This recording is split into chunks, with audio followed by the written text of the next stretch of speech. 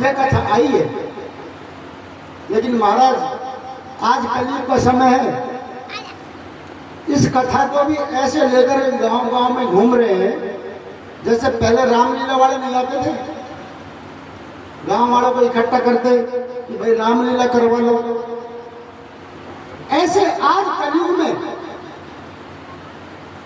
लोग इसको सर पर रख के गांव गांव घूमते हैं और गांव में कहते हैं भाई हमें रहने के लिए जगह ही दे दो, हमें कोई मंदिर की जगह बता दो ताकि वहां हम कथा कर ले। अब आप सोचिए, ऐसे कथा होती है क्या? लेकिन कलयुग है, इसमें कोई कर क्या सकता है? फिर भी मैं ये कहता हूं जैसा भी कोई कर रहा है कुछ तो नाम, भगवान का नाम सुना के जाएगा ही। एक अलग बात है कि वो देवताओं का अनुष्ठान ना करे, उनकी चौकी ना बढ़े, नगर परिक्रम कराए ना कराए, मूल पाठ कराए ना कराए, वो उनका पाप उनको भारी। लेकिन फिर भी अगर वो नगर में आते हैं और इस तरह का आयोजन रखते हैं तो कुछ न कुछ तो परमात्मा का नाम हमारे और आपके कानों में पड़ता ही है।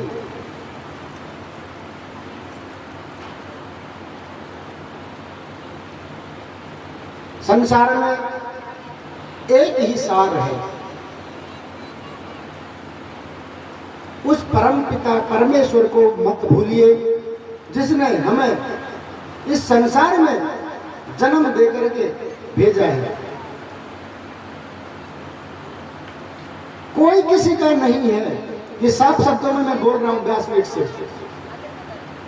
आपके पास माया है तो पुत्र है, आपके पास माया है तो पुत्र वधू है, आपके पास धन है तो रिश्ते नाते हैं।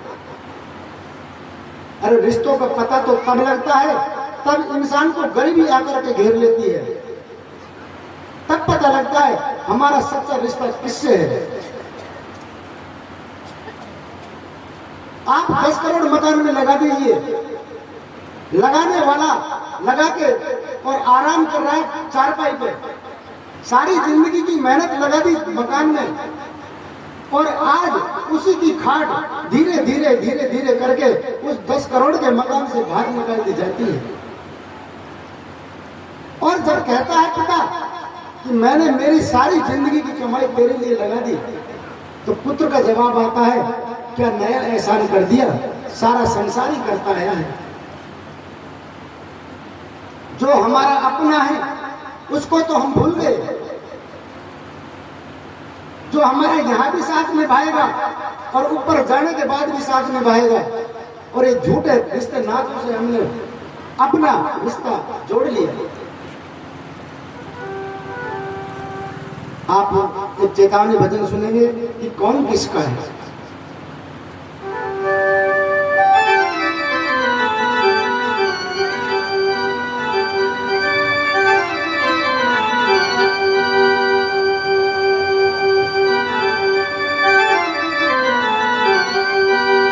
राम नाम रटते रहो और जब लग घट में प्राण, कब हो तो दीन दयाल के तुम नक पड़ेगी कान।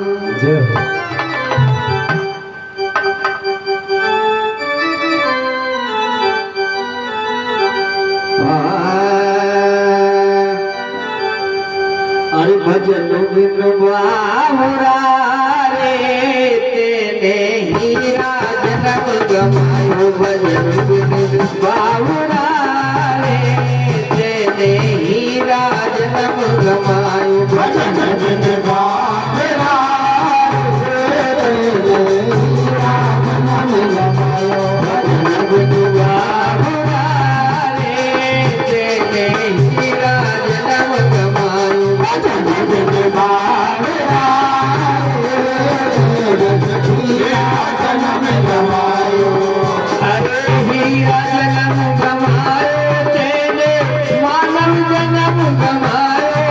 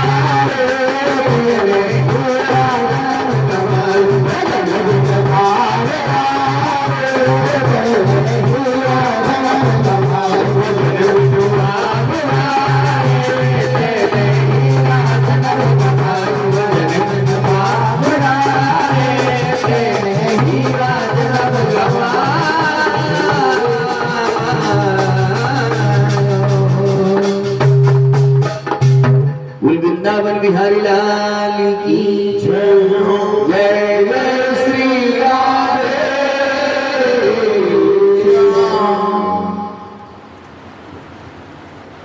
आप लोगों को सभी से पूछ रहा हूँ, आपको समझ तो आ रहा है ना मेरी भाषा?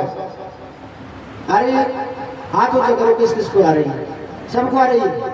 धन्यवाद। कई बार ऐसा होता है मैं भौंक रहा हूँ, आपको समझ में नहीं आ रहा, तो उससे भी कोई मतलब नहीं। फिर भी अगर कोई गलती लगे तो आप मुझे बेझिझक, जैसे मैं ब्याज गति से उतरूं, मुझे बताइए कि ब्याज जी आप में ये कमी है। आप लोग ही मुझे सुधारेंगे। भाई मैं गलती करता रहूंगा, आप लोग उसको बताएंगे नहीं तो मैं गलत रास्ते पे जाऊंगा। आप लोग मुझे सुधारने का काम अवश्य करें। जहाँ भी कोई गलती लगे आप मुझे टोके कि आप इसमें ये सुधार करिए। अब पुनः चलते हैं कथा में। एक बार मैंने किसी से कहा कि भाई आप थोड़ा भगवान का भजन भी कर लिया करो। वो यंग एज में थी, हमारे पड़ोस में ही।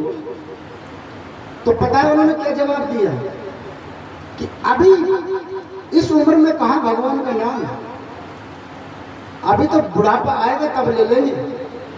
तो मैं आप सबसे ये सवाल करता हूं कि क्या बुढ़ापे में नाम लिया जा सकता है? नहीं लिया जा सकता। क्यों? पैर कहीं से जवाब देंगे, कमर आपका बैठने में साथ नहीं देगी, नजर से आप ठाकुर जी की जो मूर्ति है उसके स्वरूप को नहीं देख पाएंगे। तरह तरह की बीमारी आपको घेर लेंगी। जब इतनी सारी व्याधा हमें बुढ़ापे में लग जाएंगी तो उस ठाकुर जी का नाम कैसे लिया जाएगा? और जब 60 वर्ष तक हम अपने ग्रस्त में लगे रहे तो क्या आने वाले 10 वर्ष में हम अपने आप को सुधार सकते हैं? क्यों कि आदत तो हमें उस 60 वर्ष की पड़ी हुई है। आप किसी भी कार्य को करते प्रारंभ करते हैं तो धीरे धीरे अभ्यास से वो कार्य होता है। जैसे कि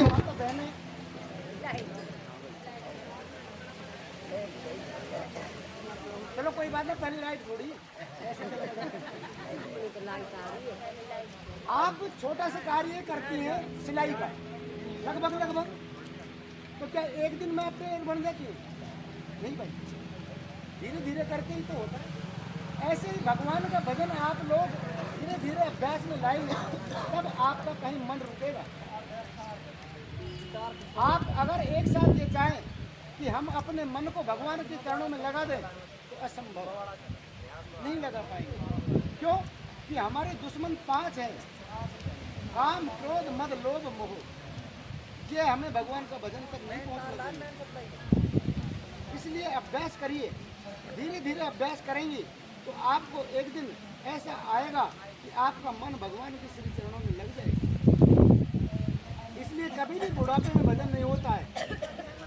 आप और हम सबको एक दिन यही अवस्था आनी है, तब हमारे पास कुछ नहीं रखे, कुछ भी नहीं बचेगा, केवल और केवल बेटा बहुओं के ताने और अपने जीवन के किए हुए कर्म, उन यादों को कर करके आप और हम रोएंगे।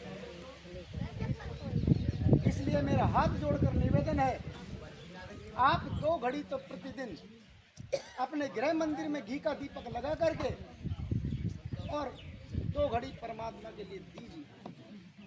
और फिर भी आपके पास 2 घड़ी नहीं है तो कोई बात नहीं, ऐसा शास्त्रों में कहीं नहीं लिखा कि आप मंदिर में जाकर ही भजन करें। आप अगर गृह मंदिर की झाड़ू निकाल रही हैं तो चलते चलते ओम नमः शिवाय बोल लीजिए। झाड़ू भी निकल रहा है, आपकी जिज्ञा से नाम भी चल रहा है। आप रोटी बना रही है बच्चों के लिए, रोटी का कार्य भी हो रहा है और ठाकुर जी का नाम भी चल रहा है। आप सो रही है तो सोते सोते लीजिए। कहीं कोई शास्त्र में नहीं लिखा कि आप एक जगह बैठ करके या ठाकुर जी के मंदिर में जाकर के भजन करें। खाते पीते नहाते धोते सोते जैसा आपको समय मिले उस परम पिता परमेश्वर को मत छोड़िए। बीज जमीन में चाहे उल्टा गिरे चाहे सीधा गिरे, उसका कार्य वो फूट के ऊपर आएगा ही आएगा। आप खाते पीते नहाते धोते जैसे भी परमात्मा का भजन लेंगे करेंगे, वो उसका फल आपको अवश्य मिलेगा। और अगर एक बात बोलूं तो लगभग कल तो 1-2 तो उलाना ही दे देंगी। और सबसे सरल भक्ति, आप एक भी दिन परमात्मा का नाम मत लीजिए और डेली आप परमात्मा को गाली निकालिए। मैं चैलेंज के साथ कहता हूं, जिसके घर में माता पिता है, सास ससुर है,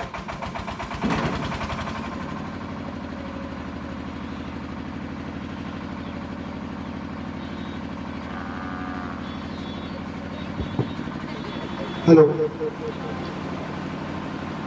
जिसके घर में माता पिता है और सास ससुर है, आप परमात्मा को